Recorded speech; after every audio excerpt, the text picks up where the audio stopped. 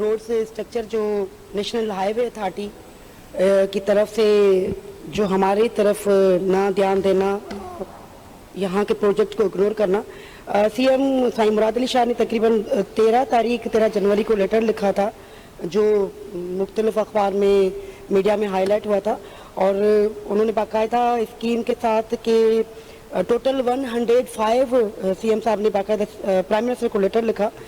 کہ total 105 schemes ہیں، جس میں پنجاب کی 33 اسکیمز ہیں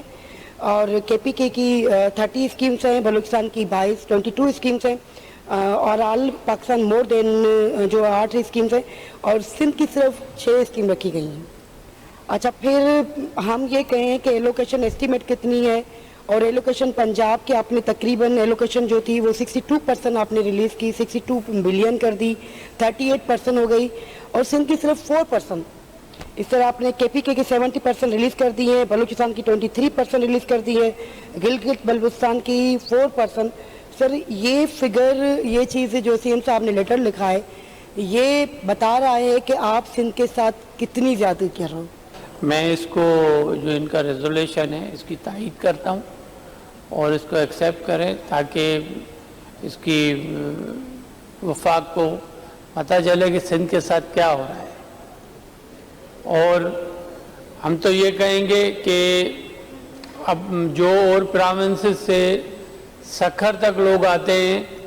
وہ کہتے ہیں کہ بھئی زبردست پنجاب میں بھی کام ہو رہا ہے، بلوچستان میں بھی کام ہو رہا ہے، کے پی میں بھی کام ہو رہا ہے، سندھ میں کام نہیں ہو رہا، سندھ پیچھے ہو گیا۔